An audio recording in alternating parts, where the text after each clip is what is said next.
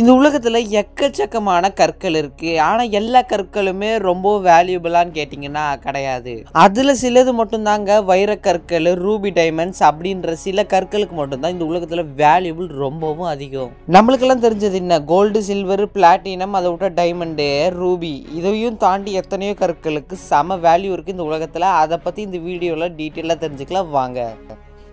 இந்த வீடியோவில் நம்ம முதலாக பார்க்க போகிறது ஃப்ளோரைட் பேர்ல். இது வந்து பார்க்க மனிதன் உருவாக்கின ஒரு பெரிய கிரானைட் கல் மாதிரி இருக்கு இல்லைங்க. ஆனால் இது மனிதன் உருவாக்குனதில் இயற்கையாகவே இருக்கிற ஒரு முத்து. சைனாவில் 2016 பார்த்தீங்கன்னா ஃப்ளோரைட் அப்படின்ற ஒரு மெட்டீரியலால் கண்டுபிடிக்கப்பட்ட இவ்வளோ பெரிய பேர்ல், அதாவது முத்து. உலகத்திலே பெரிய முத்து எதுன்னு கேட்டிங்கன்னா இந்த ஒரு ஃப்ளோரைட் பேர்ல் தான். உலகத்திலே ரொம்பவும் எக்ஸ்பென்சிவான முத்துனா அது இதுதான். இது டைமண்டும் கோல்டையும் தாண்டி இதோட ப்ரைஸ் இருக்கும். இதை சுரங்கத்தில் கிட்டத்தட்ட 3 வருஷத்துக்கு முன்னாடி கண்டுபிடிச்சிட்டாங்களா. இதை தூக்கிட்டு வரத்துக்கு 3 வருஷம் ஆயிடுச்சாங்க. இது ஃபுல்லாக பார்க்க க்ரீனிஷ் கலரில் இருக்கும். இதோட விலை மதிப்பு எவ்வளோன்னே தெரில. ஆனால் இதை எப்படியாவது விற்றாங்கன்னா கிட்டத்தட்ட $1 மில்லியன் மேலே இதோட மதிப்பு இருக்குன்றாங்க. இப்போ கூட சைனாவில் மியூசியத்தில் அடிக்கடி மாற்றிக்கிட்டே இருப்பாங்க மக்கள் பார்வைக்காக. இந்த வீடியோவில் நம்ம ரெண்டாவதாக பார்க்க போகிறது the hotel man nuggets. Chicken நகட்ஸ்னு ஒன்று கேள்விப்பட்டிருப்போம். அதே மாதிரி கோல்டன் நகட்னு ஒன்று கேள்விப்பட்டிருக்கீங்களா? இந்த உலகத்திலே கண்டுபிடிக்கப்பட்ட மிகப்பெரிய கோல்டன் நகட்ஸ்னால் அது இதுதான். கிட்டத்தட்ட 630 பவுண்டு.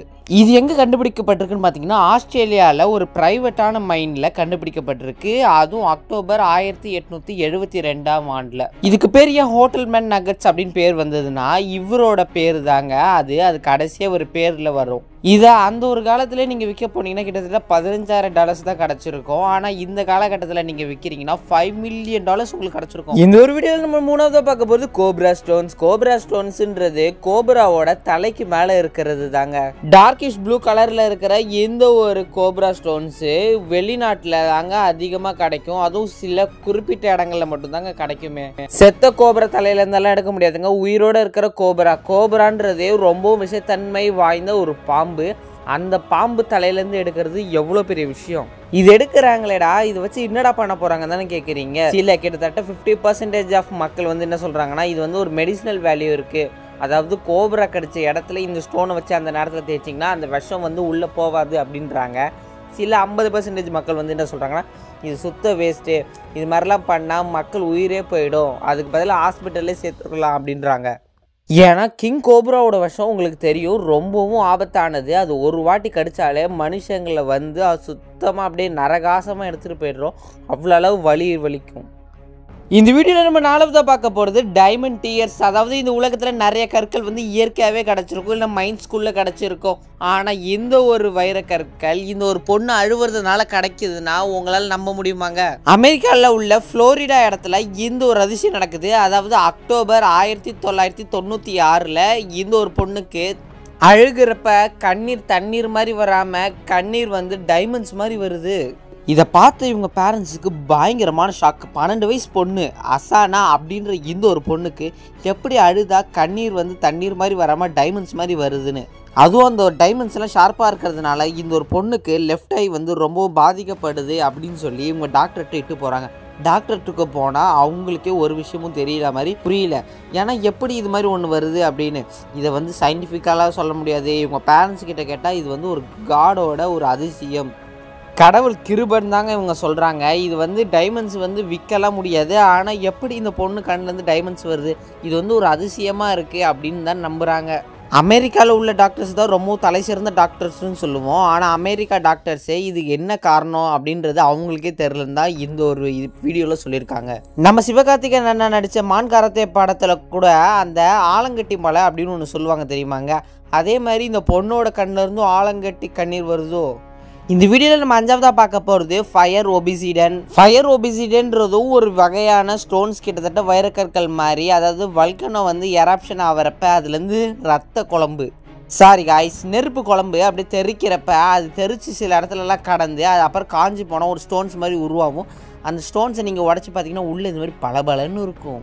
என்னடா கலர் அப்படின்னு பார்த்தீங்கன்னா இது மாதிரி இல்லைங்க. இதோ இது காமிக்கிற இந்த 3 மாதிரி பார்க்கவே அட்டகாசமான கலர்லேயும் இந்த மாதிரி நல்லா மின்ற மாதிரி நானோ கிறிஸ்டல்ஸ் வகையிலையும் இருக்குங்க.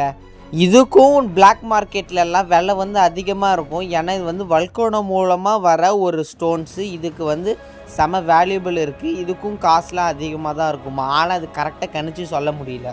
எரிமலை எப்படி போகட்டும் அப்படின்ற மாதிரி இந்த ஒரு எரிமலையிலேருந்து வந்த ஒரு கற்களோட ஒரு வேல்யூபிள் மதிப்பு தெரியுதாங்க. இது நம்ம இந்தியாவில் பார்க்க முடியாது, வெளிநாட்டிலலாம் போனீங்கன்னா இதை பற்றி நீங்கள் கேள்விப்படலாம். இந்த வீடியோ மூலமாக நான் உங்களுக்கு சொல்லி உங்களுக்கு தெரிவிக்கிறேன்.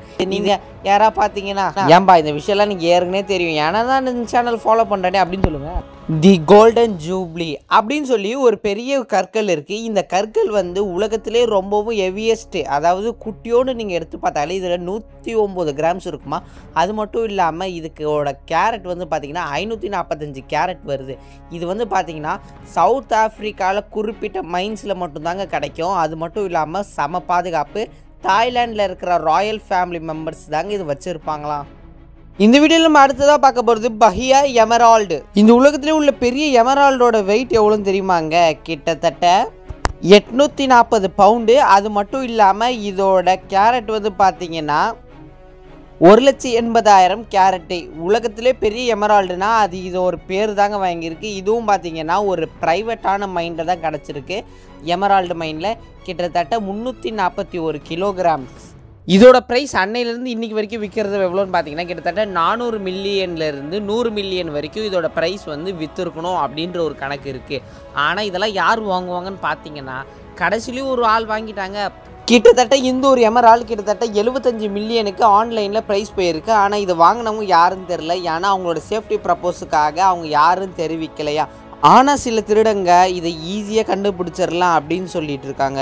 ஓகே வியூவர்ஸ், இன்னைக்கான வீடியோ முடிஞ்சிருச்சு. இந்த வீடியோலேருந்து நீங்கள் எதாவது புதுசாக கற்றுருப்பீங்கன்னு நினைக்கிறேன். இந்த வீடியோ புதுசாக லைக் பண்ணுங்கள், ஷேர் பண்ணுங்கள், மறக்காம நம்ம சேனலையும் சப்ஸ்கிரைப் பண்ணி வச்சுக்கோங்க. நாங்கள் போகிற ஒவ்வொரு இன்ஃபர்மேட்டிவான வீடியோ உங்களுக்கு நோட்டிஃபிகேஷனாக வந்து சேர பெல் பட்டனை கிளிக் பண்ணிக்கோங்க. இன்னும் சூப்பரான வீடியோ பார்க்கலாம். Tata bye bye, see you.